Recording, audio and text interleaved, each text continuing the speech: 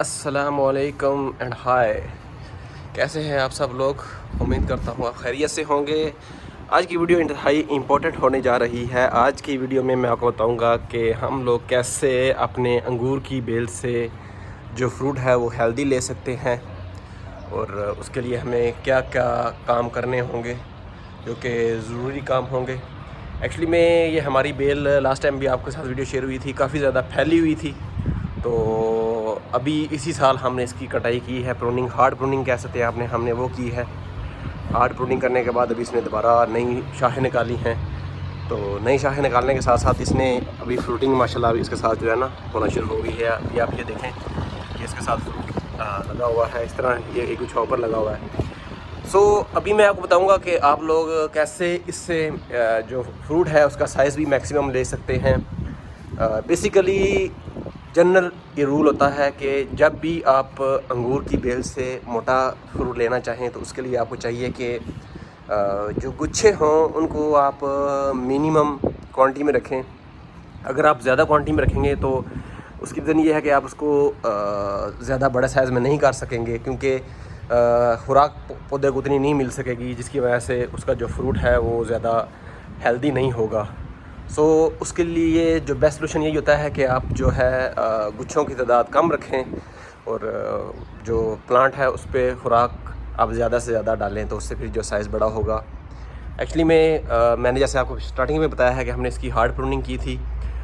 सो अभी जितनी भी शाखें निकल रही हैं इस पे हम ये करते होते हैं कि जहाँ पे फ्रूट लगा हुआ है वो शाख छोड़ के, जैसे अभी ये फ्रूट लगा हुआ है इसको हम आगे से यहाँ से हम काट देंगे।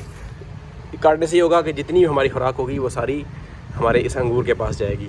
सो हम इसको यहाँ से हाथ की मदद से ट्रिम कर सकते हैं, क्योंकि नरम शाख होती है बिल्कुल। सिमिलरली अब इधर भी फ्रूट लगा हुआ था तो मैंने ऊपर से मैंने इसकी कटाई कर दी है, यहाँ से कटाई कर दी और नीचे ये फ्रूट लगा हुआ है।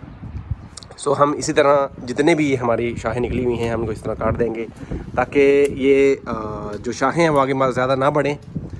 सो उसका साइज़ भी छोटा रहेगा, शाखों का साइज़ भी छोटा रहेगा, फिर हम इसकी प्रूनिंग करने भी आसानी होगी हमारे लिए। और जितनी खुराक होगी वो सारी की सारी खुराक जो है हमारे अंगूर की जो गुच्छे लगे हुए हैं इनकी तरफ डाइवर्ट हो जाएगी।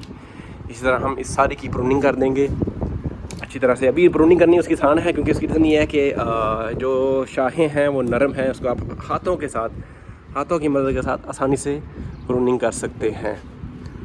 सो इस तरह करके हम इस सारे की प्रूनिंग कर देंगे सो दैट कि ये ज़्यादा फैले भी ना। ज़्यादा फैलने की वजह से जो है हवा अच्छी तरह क्रॉस नहीं होती और अक्सर आपने देखा होगा कि आप लोगों के जो फ्रूट है वो गल जाता है। सो हम इसको इसी तरीके के साथ हम इसकी प्रूनिंग कर देंगे ताकि इसके जो लीव्स हैं ज़्यादा फैले ना। जब ज़्यादा फैलेंगे नहीं, खुराक कम लेंगे तो जितनी खुराक होगी वो मैक्सिमम हमारी इस फ्रूट के अंदर एकम्युलेट होगी।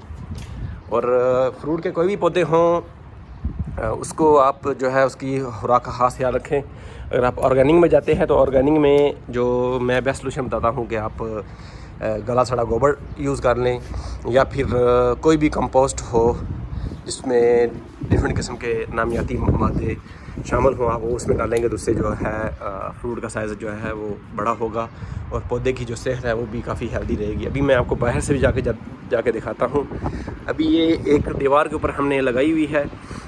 लास्ट टाइम ये काफ़ी ज़्यादा बेल फैली हुई थी, तो इस बार हमने डिसाइड ये किया कि हम इसको बिल्कुल प्रूनिंग कर देंगे इसकी और इसको सिर्फ हम दीवार के ऊपर रखेंगे ताकि हमारे जो फ्रूट है वो हेल्दी हो, एयर भी क्रॉस हो।